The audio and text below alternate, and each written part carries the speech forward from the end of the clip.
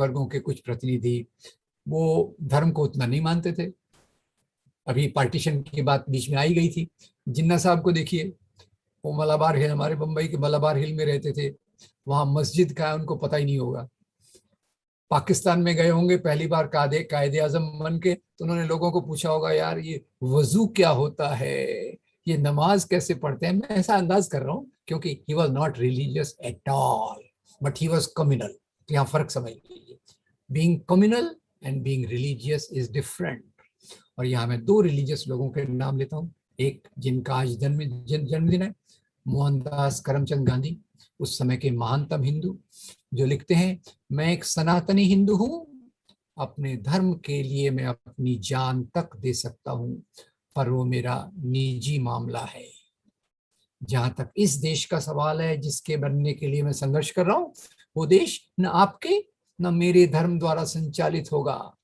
देश का काम होगा, राष्ट्र का काम होगा लोगों के वेलफेयर का, रोटी कपड़ा मकान बिजली सड़क पानी शिक्षा स्वास्थ्य नौकरी, इसको देखना। और धर्म का काम होगा आपको नैतिक रास्ता दिखाना।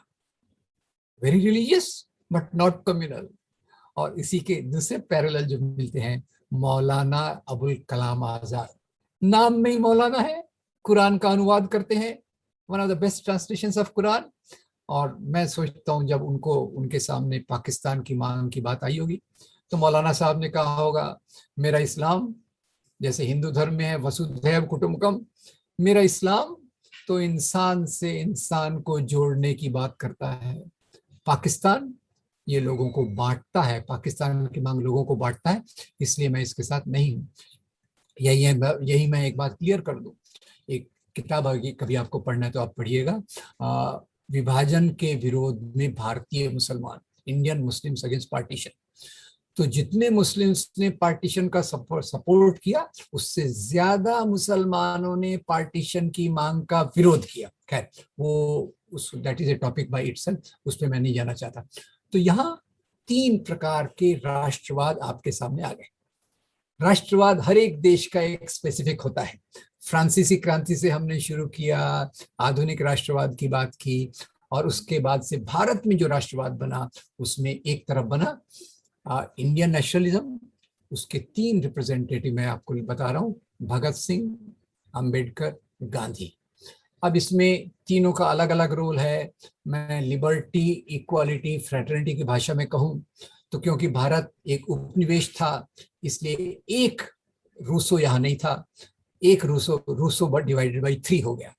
भगत सिंह खड़े रहे लिबर्टी के लिए, अंबेडकर खड़े रहे इक्वालिटी के लिए, और गांधी खड़े रहे फ्रेटर्निटी के लिए। मेन रूप से पर तीनों में ओवरलैपिंग वैल्यूज हैं जो हमारे भारतीय संविधान में मिलती है। तो दिस इज इंडियन नेशनलिज्म। अब मुस्लिम लीग, मुस्लिम नवाब और जिन्ना जैसे लोग मिल गए, कुछ एजुकेटेड मुस्लिम शामिल हो गए, very small minority of Muslims they raise this demand of Pakistan. और इनका बोलना था, जब से 8वीं शताब्दी में मोहम्मद बिन कासिम ने सिंध पे आक्रमण किया, तब से हम एक मुस्लिम राष्ट्र हैं। तो प्लीज नोट, उभरते वर्गों में जो बात था, उभरते वर्गों की जो बात हो रही है, उभरते वर्ग किसकी बात कर रहे हैं? समाज के परिवर्तन की। मुस्लिम लीग कहाँ ले जा रही है आपको? राजाशाही में। इसलिए मैंने शुरू में राजाशाही का आपको चरित्र बताने की कोशिश की। तो अपनी पहचान लेते हैं 8वीं शताब्दी के मोहम्मद बिन कासिम से, और कहते हैं कि जब से मोहम्मद बिन कासिम आया, हम मुसलमान एक अलग राष्ट्र के रूप में यहाँ हैं। अब एक गरीब मुसलमान को जो झाड़ू लगाता है, फैक्ट्री में काम करता है, उसको तो कोई फर्क नहीं पड़ता कि जिन्ना का राज रहे या नेहरू का राज रहे, उसको तो झाड़ू ही लगाना है। एक जो प्रोफेसर है या व्यापारी है, उसको भी कोई फर्क नहीं पड़ता। फर्क किसको पड़ता है हम देखेंगे। तो Muslim nationalism, first nationalism Indian nationalism, Bhagat Singh, Ambedkar, Gandhi. Second nationalism Muslim nationalism, led by Muslim Nawabs, then followed by some of the Muslim elite and communal elements who tried to join them. और तीसरा हिंदू नेशनलिज्म। हिंदू नेशनलिज्म, अब मुस्लिम league बनी 1906 में, पंजाब हिंदू सभा बनी 1909 में, और हिंदू महासभा बनी 1915 में। और सावरकर जब जेल से छूट कर आए, वो हिंदू महासभा से 1937 के बाद जब उनको रिस्ट्रिक्शंस हट गए, वो भी हिंदू महासभा से जुड़ गए। तो मुस्लिम लीग कहती है हम 8वीं शताब्दी से एक मुस्लिम राष्ट्र हैं, और हिंदू राष्ट्र के जो वैचारिक हैं, आइडियोलॉग्स हैं, वो कहते हैं हम तो अनादिकाल से एक हिंदू राष्ट्र हैं। इसलिए मैंने आपको कहा पहले हम पशुपालक थे, पहले हम हंटर फूड गैदरर थे, that was not a nation, that was not a nation state. और अंबेडकर तो इससे ज्यादा जाके कहते हैं वो केवल हिंदुओं पे लागू है।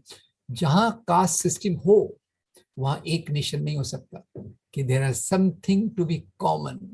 और कास्ट की डिवाइड आपको 4 मंजिलों में बांट देती है, और ये 4 मंजिलों के बीच में सीढ़ियां नहीं होती हैं, ये अंबेडकर हमको कहते हैं। खैर दैट्स ए डिफरेंट मैटर। तो हिंदू नेशनलिज्म यहाँ आता है, और वो अनादिकाल से अपने आप को जोड़ता है, हिंदू राजाओं से जोड़ता है। उसमें खास तौर से फिर यहाँ से एक और प्रक्रिया चालू होती है